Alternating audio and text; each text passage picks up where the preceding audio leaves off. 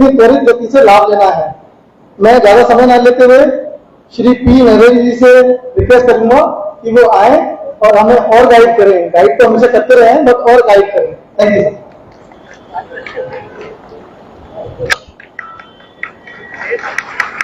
Doctor Ambedkar business fair के इस 22 से 25 जून के बीच में आयोजित इस बहुत बड़े कार्यक्रम के शुभारंभ के अवसर पर मंच पर उपस्थित हम हमारे भारतीय प्रशासनिक सेवा के वरिष्ठ अधिकारी एवं हमारे मार्गदर्शक आदरणीय श्री जे.एम. कंसोटिया सर, साथ ही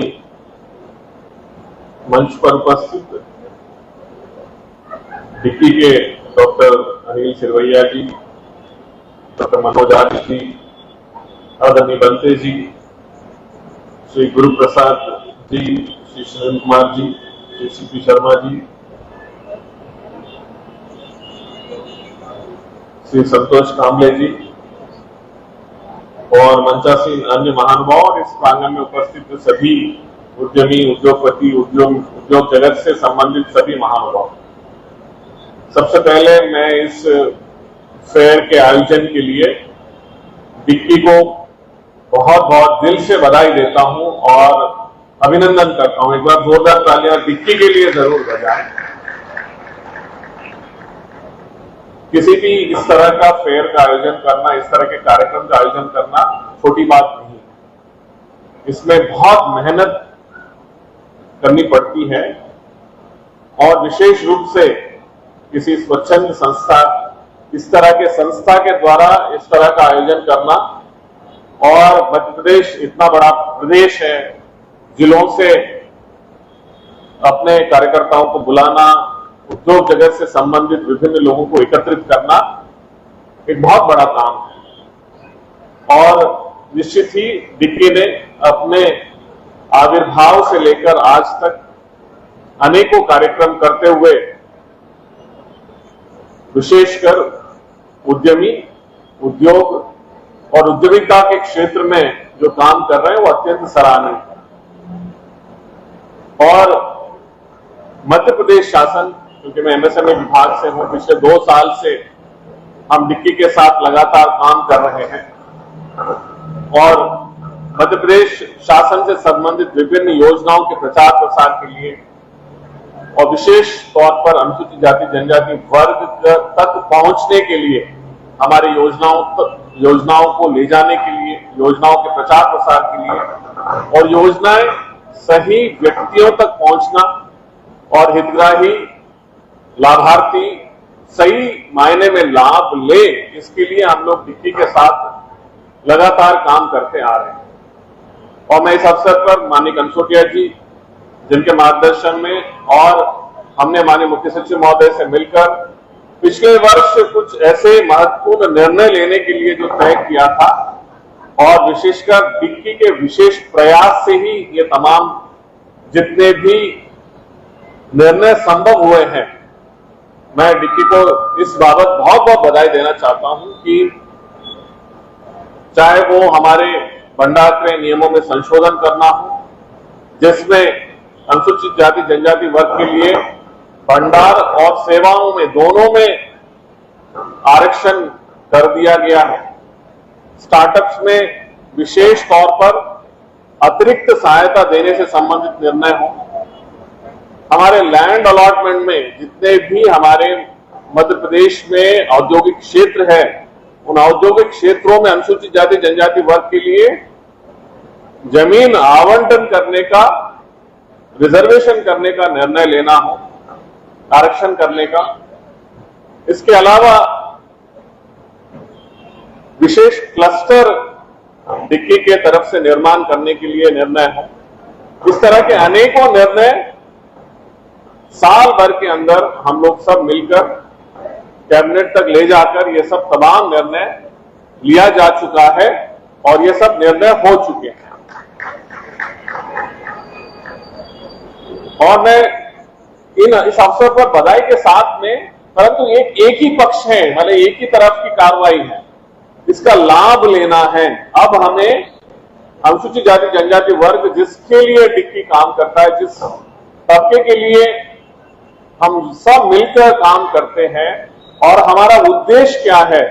हमारा उद्देश्य ये है कि जो वर्ग वंचित रह गया हो, जिनको जानकारी के अभाव में या फिर किसी भी कारण से हम उस आर्थिक चीजों का लाभ नहीं ले पाए हैं अभी तक, उसको लाभ लेने की आवश्यकता है। आज इस अवसर पर मैं आप लोगों से अनुरोध करना चाहूंगा कि जितने भी उद्योग जगत से लोग लगे हैं, कृपया इन तमाम गतिविधियों का लाभ लीजिए। स्टार्टअप्स में हमने जो विशेष लाभ दिलाया है उसका लाभ लेना प्रारंभ करिए। जो हमने 4% आरक्षण हर सरकारी प्रोक्योरमेंट में, उपार्जन में हमने किया है, उसका लाभ लेना प्रारंभ करिए। जो हमने लैंड अलॉटमेंट में आरक्षण की कार्रवाइयां प्रारंभ कर दी है, उसका अधिसूचना जारी कर दिया, उसका लाभ लेना प्रारंभ करिए। जब तक हम उसका लाभ नहीं लेंगे, ये जितने भी निर्णय हैं, जितने भी नीतियां हैं, वो कागज के ऊपर रह जाएंगे। तो आज इस कार्यक्रम के माध्यम से जितने भी लोग यहाँ पे, हमने हमारा एमएसएमई का यहाँ पे स्टॉल लगाया हुआ है, हमारे स्टार्टअप्स का स्टॉल लगाया हुआ, हमारे स्टार्टअप सेंटर के लोग यहाँ आके बैठे हैं, हमारे सभी अधिकारी यहाँ पर 4-5 दिन यही बैठेंगे और आपको मार्गदर्शन देंगे। लेकिन आप जो मार्गदर्शन लेंगे, खासतौर पर डिक्की के जो जिला संयोजक है, मैं इस अवसर पर बताना चाहूंगा कि हम अनिल जी से जब भी हम चर्चा करते हैं, हमारा जोर इस बात का है कि केवल हमारी बातें जो है भोपाल तक ही सीमित नहीं होना चाहिए। हमारा जो है शहरों में जो व्यक्ति बैठा है, हमारा जो उमरिया में जो व्यक्ति बैठा है, अलीराजपुर में जो बैठा है, भिंड मुरैना में जो व्यक्ति बैठा है, जो हमारे इस तबके को बिलोंग करता है, उसको पता होना चाहिए कि इतने सारी योजनाएं हैं और इतने सारे गतिविधियां आर्थिक रूप से हमें सशक्त करने के लिए जो आवश्यकता है, उसके लिए मध्य प्रदेश शासन जो कर रहा है वो वहां तक पहुंचना चाहिए और वो व्यक्ति लाभ लेना चाहिए।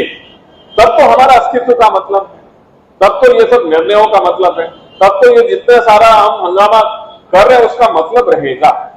तो हमें आज जितने भी सूचना तंत्र है, चाहे वो मीडिया, सोशल मीडिया, प्रचार प्रसार के माध्यम जितने भी है, और यहाँ पर जितने भी स्टॉल्स लगे हैं, जितने भी लोग आ रहे हैं, जा रहे हैं, आवागमन हो रहा है, उन सबको एक एक व्यक्ति को हमें बताना होगा, और खासतौर पर युवाओं को बताना होगा कि हमें आर्थिक रूप से सशक्त होना बहुत जरूरी है। अभी जो दौलत राम जी कह रहे हैं वो बहुत वास्तविकता है। सरकारी नौकरियां सीमित हो गई हैं, आपके पब्लिक सेक्टर में नौकरियां सीमित हो गए हैं। अब जो नौकरियां जो प्राइवेट सेक्टर में है, उसके अलावा अगर हम अपने पैरों पे खड़े हो जाएंगे, रोजगार स्वरोजगार, आपके खुद के पैरों पे अगर हम खड़े होने का प्रयास करेंगे, तो हम 4 लोगों को, अपने ही लोगों को हम रोजगार दे पाएंगे। तो ये अत्यंत महत्वपूर्ण है।